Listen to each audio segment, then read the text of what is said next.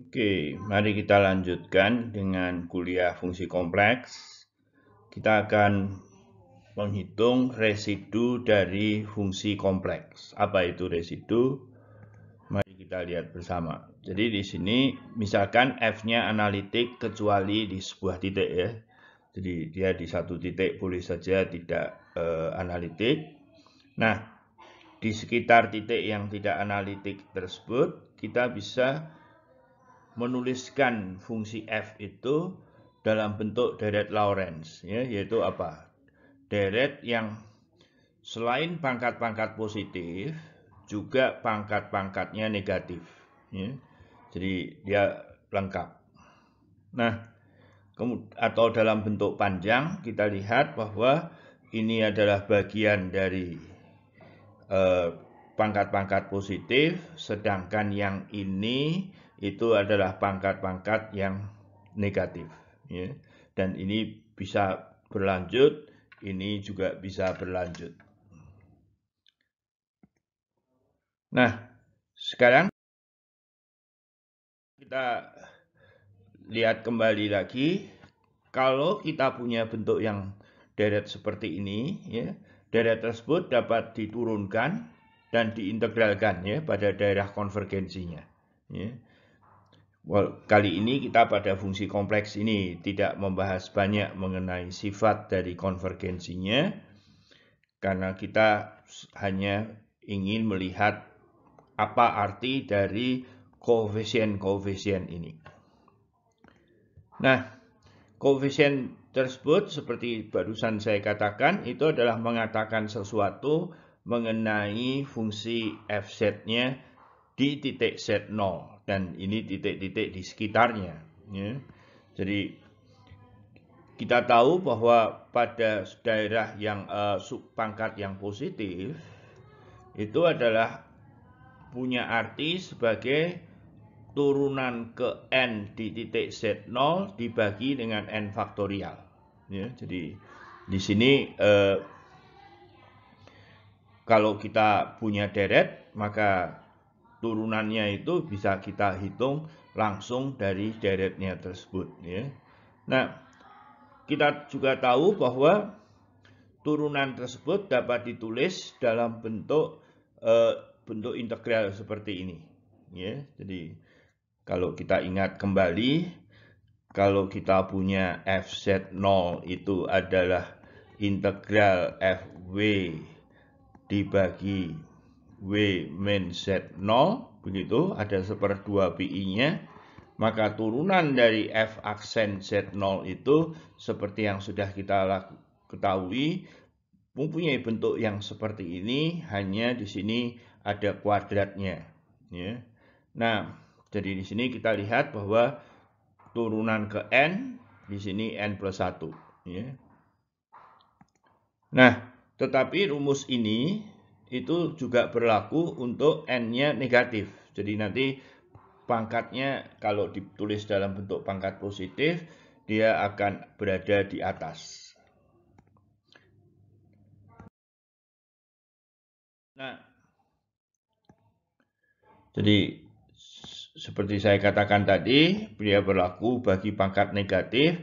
Jadi khususnya untuk A-1 itu adalah 1/2 pi kali integral ini. Jadi ini integral ini yang akan kita cari harganya, dan itu cukup dilihat dari suku A-1 ya. Kita tidak perlu lagi harus mengulang menghitung integralnya dengan memparameterisasi kurva-kurva tersebut. Jadi tidak perlu, hanya cukup melihat suku ini saja.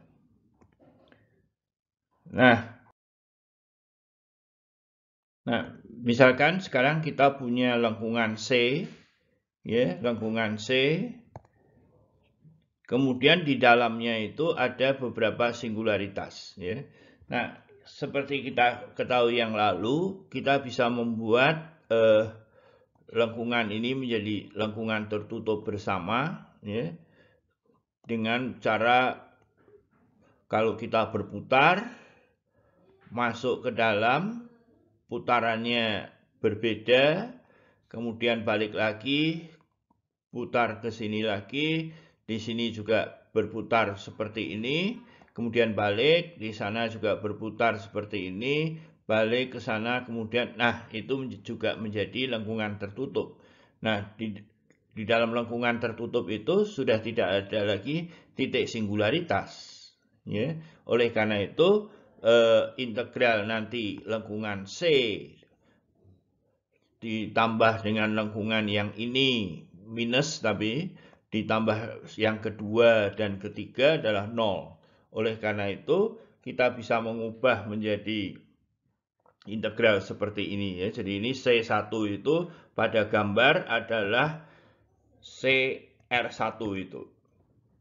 Jadi di sini ada titik singularitasnya. Jadi nanti kita akan menghitung residunya itu, ini dihitung sendiri, ini dihitung sendiri, dan sebanyak berhingga ya, selalu berhingga. Di sini C3 dan seterusnya hanya ada berhingga. Ya, sifat dari fungsi analitik pada daerah yang terbatas itu tidak mungkin punya tak hingga titik singular dan juga tidak mungkin mempunyai titik singular, titik nol yang tak hingga banyaknya. Semua ininya berhingga. Oh, oke. Nah, kita akan menghitung dahulu contoh ya, berapakah residu dari G per H kalau GZ0-nya tidak 0 dan hanya itu order 2 di Z0. Nah, dalam hal ini karena GZ0 tidak 0, maka kita tahu dan dia analitik ya. Ini soalnya saya ambil dari buku, kurang keterangan bahwa tentunya G dan H itu analitik ya. Nah, kalau dia analitik G itu maka dia bisa ditulis dalam bentuk deret seperti ini ya. Dengan AN-nya itu adalah turunan ke N di titik Z0 dibagi N faktorial. Nah, untuk sederhananya tulisan, kita asumsikan saja bahwa Z0-nya itu 0. Oleh karena itu, kita bisa menulis seperti ini.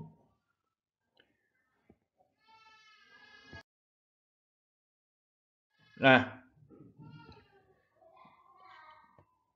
bagaimana dengan HZ? Ya, jadi kalau GZ tadi kita tulis dengan asumsi bahwa Z0-nya itu 0, maka HZ-nya juga kita tulis dengan asumsi Z0-nya 0, tetapi dia punya order akar sebagai Z0. Oleh karena itu, suku dari HZ itu mulainya dari derajat 2. Ini derajat 2, derajat 3, dan seterusnya.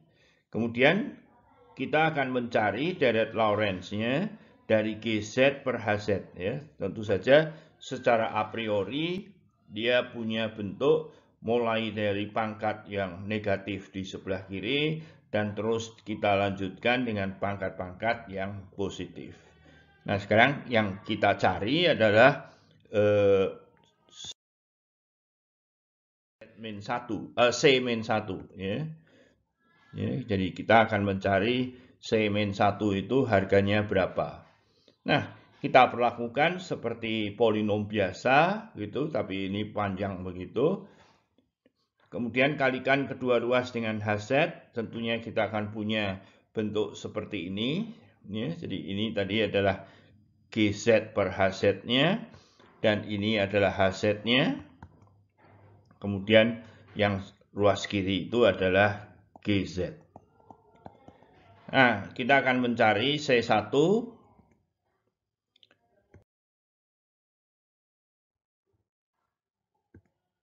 Ya. Kalikan. Nah, untuk sederhananya kita lihat bahwa ini ada Z kuadrat. Jadi kita keluarkan saja Z kuadrat dari sini. Kemudian kita pindahkan ke sini. Hasilnya adalah tentu saja C-2Z kuadrat ini berubah menjadi konstanta. Z-1 berubah jadi seperti ini. Nah, kemudian tentu saja karena di sini tidak ada suku pangkat negatif, yang suku-suku lebih kecil bisa kita hapuskan, sehingga kita lihat kalau kita mencari koefisien Z pangkat 0, di sini A0, dan di sebelah kanan adalah C2 kali B2, yaitu kita peroleh ini. Dengan demikian, C2 itu adalah A0 dibagi B2. Nah, kemudian koefisien Z1 di ruas kiri adalah A1, sedangkan di ruas kanan adalah C2 kali dengan B3 ya. Dan kemudian C1Z ini kali dengan B2 ya. Kita peroleh ini. Oke. Nah, dari sini kita ingin mencari C1, yaitu besarnya adalah seperti ini.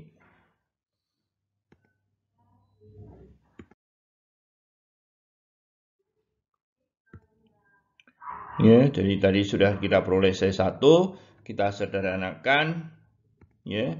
Nah, seperti yang dilihat pada soal, kita diminta untuk menyelesaikan hasilnya seperti ini.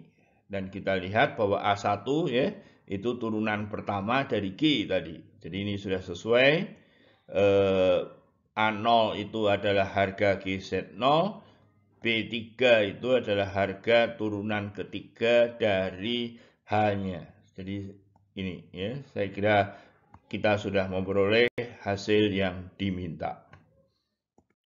Terima kasih template yang dibuat oleh Slideku.